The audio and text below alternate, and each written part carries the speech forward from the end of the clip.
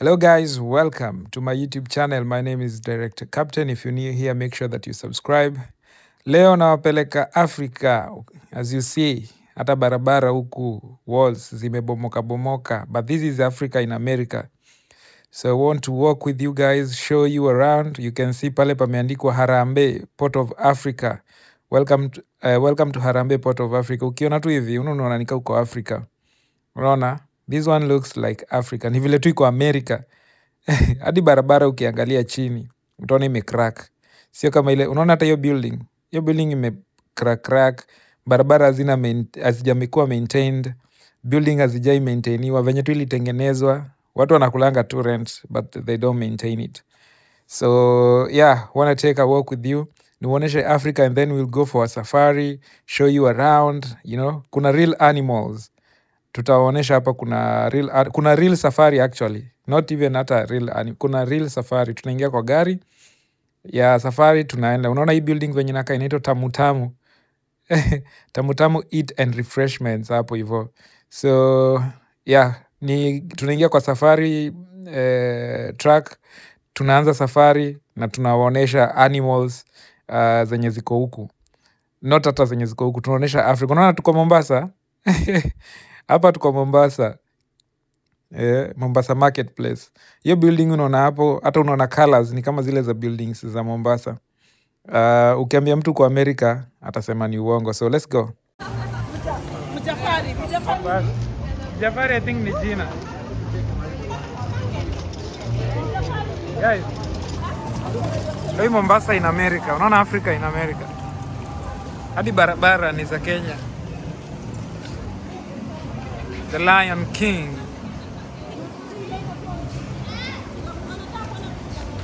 Wanataka kuona?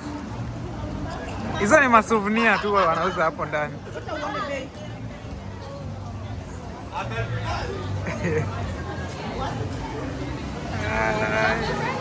Jambo.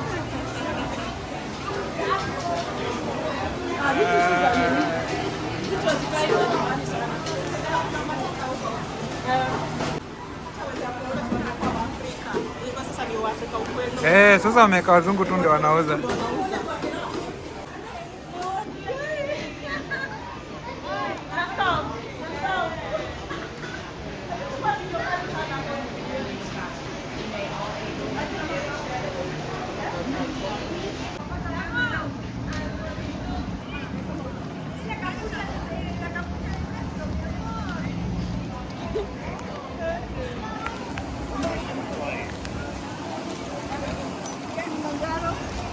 Unaona hapa kuna nini zile bangles.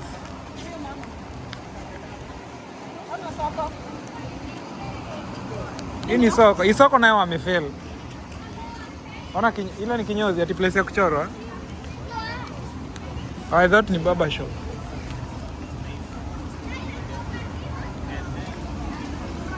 Wangeka hata mahali pa kuuza mtura hapa.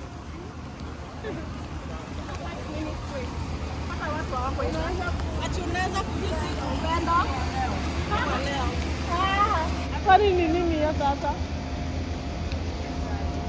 Will be open until price is going to this is safaris. So you get on a truck and then they drive you through. You get to see lions, giraffes, whole bunch of stuff. Can we do that now? We're still open. Yeah. Alright. Okay. Have so much fun. Enjoy. Thank you. Sasa tuendeni safari sasa.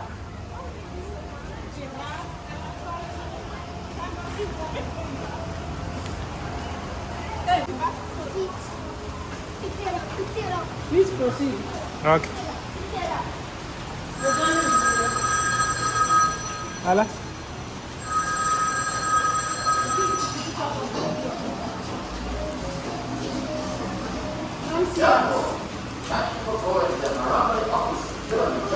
Okay, to proceed.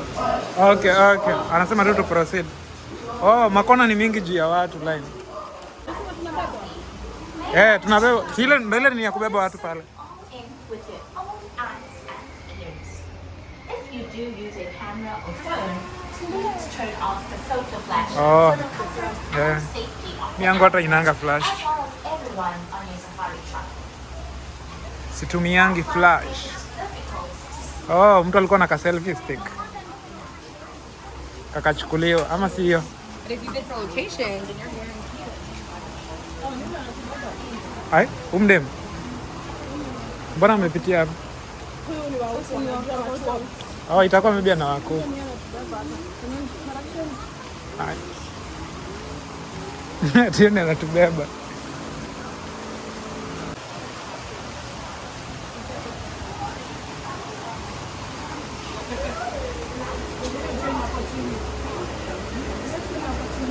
Oh. Jiamvua. Hello. All right, thank you. The loading zone or zone 1. Zone 1 is where you will stand just before you board your wheel. Zone 2 is immediately behind it. As you move out into Zone 2, please note the 4 circles at your feet in each row of the zone. Each row can comfortably see 4. Oh, tunapandia hapa ka train. Children may be seated next to or on the lap of their parents or accompanying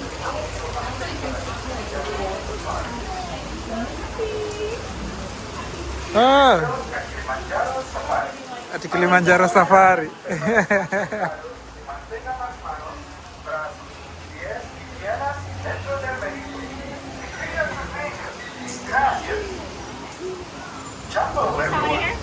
Five. There's 2 and 3. 2 and 3. All right. Then 2 and 3. 2 and 3. This and this. All right, let's go in. Cambodia Explorers, that's the Swahili word for welcome. Glad to have everybody on board with us. We're going to take a little bit longer just to make sure that everybody's taken care of and on the truck. We'll try to grab as many crew as we can for our expedition. But just grab a final seat for us while you're at the dock. Fix wherever you'd like to be. Onyeshe hapo. Songa huko. Lakini okay. Hapo na makaratasi lakini vaya ya kichwa. Alright, Explorers, looks like we've got everybody we can, so just go ahead and watch your hands, arms, feet, and legs. Doors and those right are going to start sliding closed in just a moment. Get dressed, ready to go. Everybody's as safe as possible, so I do want to make sure that we are remaining seated for us, as a bottom either on a bench or on a lap. Just make sure we're keeping everything, including our hands, arms, feet, and legs, inside the vehicle for us.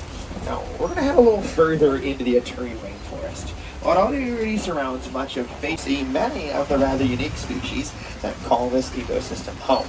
Now you might notice that the brush line's pretty dense around us, so it can make it a bit harder for us to see some species. Many do blend in, and camouflage is their way of winning the dangerous game of hide and seek that prey and predator often play. So we'll keep our eyes and our ears peeled for any movement that we can find in the brush line. Looks like we've got okapi over on our right-hand side. Those animals are known for their white striping on their backsides and on their legs. They really do help them blend in. It confuses many predators, making them think that sun is actually peering right through the leaves. And while you might not think it's as effective as it is, I promise you it can. In fact, the okapi was so elusive that it wasn't discovered by Western science until 1901, meaning the first time anybody outside of Africa got to see the animal with their own eyes was actually just a little more than a century ago. And in that short span of time, we've come to recognize that okapis are actually the closest and only living relative of the giraffes. That's right, giraffes and okapis share their own little branch on the tree of life and have no other close relatives anywhere in the animal kingdom. Now up ahead on your right, you might notice there's a large nest that does belong to a set of birds we haven't gotten a glimpse of yet. There are saddle-billed storks in these regions, and I wouldn't be surprised if we catch glimpses of kuna nini hapa mbele. them. Now I know that some of our explorers thought they caught a glimpse of something on the left. Let's see if we can see what it was. Not sure what it might have been, but it does look like there's at least a large herd up in front of us. Animals known as bongos and kudus are just in view. The bongos are the crimson-colored antelope, and the kudu have that tan coloration. These animals actually are going to live pretty similar lives, doing their best to avoid predators and blending in, like okapi with those white stripes. But for the most part, they actually find safety in numbers. Somebody's always got their ears and their eyes on a lookout, and it gives them a good advantage when it comes to noticing prey or noticing danger that might be along the forest floor. Oh iya, As narumnya we head up a bigyan. little bit further down, we're actually coming up on the Safi River. It meanders throughout most of the region and carves right through the heart of the forest, bringing with it quite the array of aquatic animals we don't otherwise see this far inland. It does look like there's a colony of pink-backed pelicans, and you might be able to notice there's a few hippos with their heads popped out of the water. Now, it's a very difficult view. They are a little bit further back, but I promise they're there. Hippos actually can hold their breaths for large periods of time, few minutes in any given set. So they'll usually be underwater a lot longer than you might imagine. That said, hippos do have their ears, their noses, and Oh, their noisy up. eyes all at the very top. So most of them can be in the water, and their heads can be out like what you see on the left. And that is what we would call a bloat of hippos. That's bloat with a B, not float with an F. And yes, we do make that distinction and that joke because hippos are actually incapable of floating. They're what we call negatively buoyant, so they sink like a rock down the bottom of the water. And if that wasn't embarrassing enough for an aquatic species, hippos are actually terrible swimmers. And what you're seeing there on your left is not a hippo swimming. They actually bounce on their tippy toes and move around a lot more like ballerinas than they do like Olympic swimmers. That's why hippos are most common in really shallow bodies of water, like this portion of the Safi River, where they can bob up and down using their toes and propelling their large bodies through the water in a rather unique manner.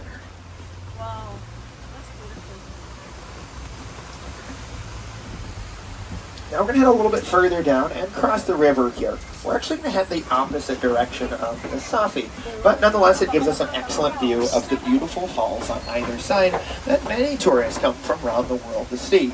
Now, this river, though beautiful and pristine now, wasn't always the case. In fact, when the reserve first opened, the river was heavily polluted, full of human debris and trash that should not have been here. We actually had to partner over multiple years with local communities and villages along the river in order to clean it up.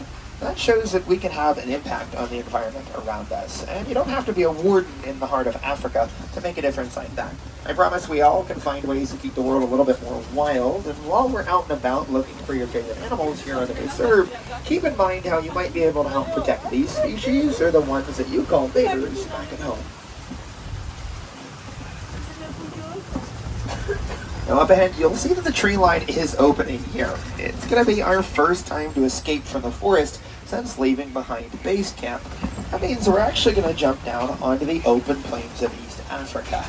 Now, this savanna is probably where your mind jumped to when you imagine coming out on safari. And yes, it is home to iconic species like zebras, giraffes, and lions.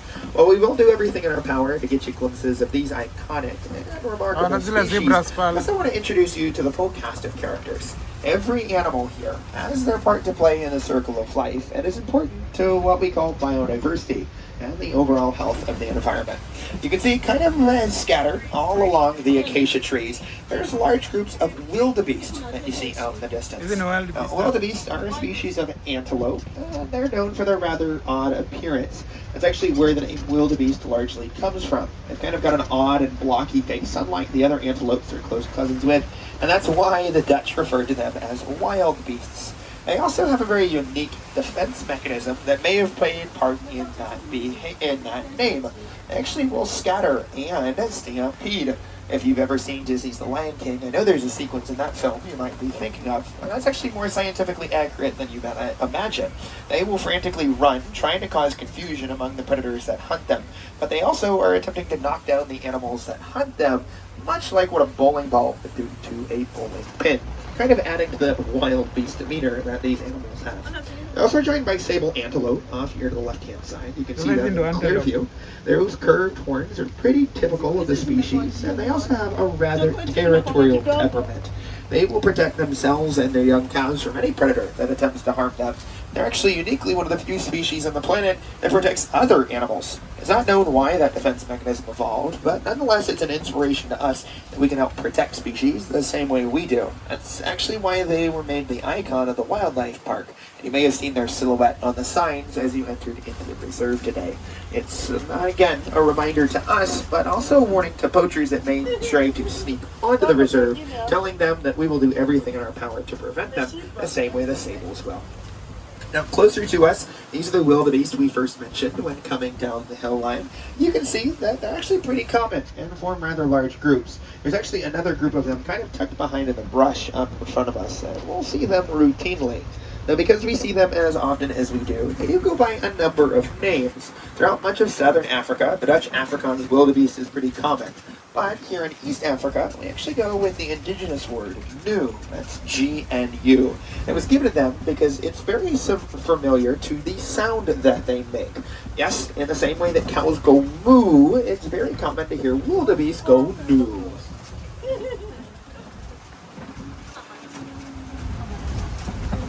So Now, wameacha we hivyo will juu learn other ni large herds, Afrika. and I want to take you a little bit further down. Hopefully we'll find some of the larger herds that live out on the reserve, not just the wildebeest.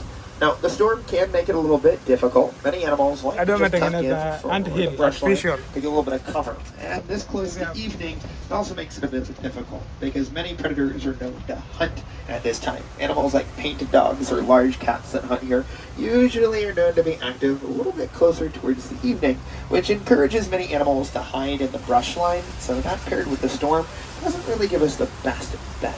That said, we might get a little bit of a luck with some towering titans up ahead on our left. It actually looks like there's a few Maasai giraffes trying to get cover over in the left. And you can actually see a young giraffe calf there as well atop the hill. Now, giraffes are rather large animals, holding the title of tallest land animal on the planet, and coming in at a maximum of about 18 feet total. That large size does benefit them. It allows them to reach up into the trees, but you'd be shocked to find out that giraffes actually sometimes have a difficulty trying to reach things. I know it sounds funny, but giraffes, because they can't always grab what they want, have an adaptation in the form of a rather long tongue. It's about 1.5 foot long tongue, and for visual reference, it's the size of my forearm, from my elbow to my fingertips. And it gives the giraffes the opportunity to reach up into the trees, but also uniquely grab right up to their face, cleaning most of their eyes and their noses. Baby that way. elephant, then. Now, they're not the only giant in this part either. You can see a large African elephant here on our right-hand side. African elephants are the world's largest land animal and truly are the heavyweight champ in holding that title. On average, older bull elephants, like the one you see here, are typically between 5 and 6 tons in total size. Yes, that makes them rather large, and they have very little competition in that regard. The only animals that truly can get bigger than elephants are whales found in the world's vast oceans, or extinct species long since gone. Now, you may have noticed that I refer to this elephant as a male or a bull, and there's a pretty easy way to tell, and it might not be what your mind first jumps to. No, it's actually due to the fact that he lives by himself. And while it might sound sad, I promise he prefers it that way. Male elephants have a tendency to be pretty territorial and solitary, and will compete over everything. Access to food and water, but also the ability to breed with females nearby. That's why male elephants are a little bit easier to find. You might think that a group of elephants is a lot easier to go ahead and pinpoint than a singular elephant, but you'd actually be wrong. Since the male has a predictable territory, we know more often than not when we hang out in this back half of elephant country, we're probably going to find a large male. That said, females have a tendency to travel a few miles every single day in order to find the food and water that they need. Just imagine how many hungry mouths have to go around in an elephant herd, and then on top of that, the amount of food that they need to meet their calorie demand. That's why female elephants can be a little bit harder to find, but there is one more watering hole out on the edge of the reserve that may give us our best bet at trying to find these gentle giants. Regardless, we'll find plenty of animals down that way, even if it's not the large pachyderms that we're after. Hope we can see it live because I love I don't think they Now, have elephants, as sociable as they are, and with their large size, don't really have to worry about much. Bull elephants can fend for themselves, and the female herds have got plenty of older elephants looking after young ones. That means they have no true natural predators. Well, almost none. Humans, unfortunately, do cause a fair bit of harm to elephants, and we have since the inception of our species. Ivory in their tusks is really what humans are after. It's been used as long as we've existed for things like tools, utensils, and even instruments. In fact, if you own a grand piano older than the 1950s, you actually probably have elephant ivory in your home. That's actually what was used to make the keys in most pianos for a long portion of human history. That said, over the last few decades, governments around the world have worked to protect large animals like elephants and others from the wild animal trade. And that's exactly why the reserve that we're on is important, giving an opportunity to protect a number of species, including the flamboyant pink greater flamingos that we see on their left-hand side. Now, these pink coloring that you see in the flamingos is actually a result of their food. They're not naturally born this way, and are rather very dark gray and fluffy when they're babies. They look a lot more like the rain clouds in the sky than they do the flamingos that you see here. It's only after about 2 or 3 years worth of eating shrimp and krill that they're able to obtain enough ingredients to make that pink coloring. They dye their feather with the proteins found in the shrimp and krill that they eat. It's called beta-carotene, and it's a pretty important part of how they dye their feathers.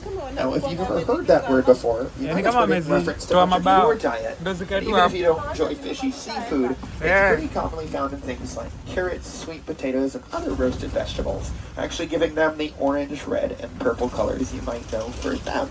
It's actually why Mother Nature has a tendency to paint pretty broad strokes, but often bright colors, showing us that much of the world, whether plants or animals, can be quite beautiful in the state that we find them in. Now, coming into the eastern half of the reserve, you can see that the savanna is a bit more wooded than the open plains. That said, we still have a tendency to find larger herds that make their way in here. However, this is where our wardens do typically report seeing the highest concentration of predators, and we may actually be in luck with just that. I want you to take a look off to the left as we make this turn. There's actually a cheetah perched at the very top of the hill. It's a hard view. They're kind of tucked back in the distance, but you can see them just in between the trees on the top of the ridgeline. Their gold fur kind of pops out. Easy thing to look for are the black ears and white tail that flicks up every now and again while those cats sleep. And now that we turn the bend, you may actually even get a better view of them. While we do know cheetahs for their impressive speeds, believe it or not, stealth is actually a bigger part of the way they hunt. You can see a little bit of that with the cheetahs that we see here, blending in and hiding among the shade and the leaf litter. And it's truly important because while they are the fastest land animal on the planet, those top-notch speeds can actually only be held for a few seconds. That's right, after more than a minute, they've completely got ahead and tired themselves out. So they actually have to sneak up on their prey and get as close as humanly possible before they launch themselves into high-speed pursuit. It's what makes them as talented and efficient as they are, and it allows them to compete with much larger animals, like the African lion, you might notice, is on our left-hand side.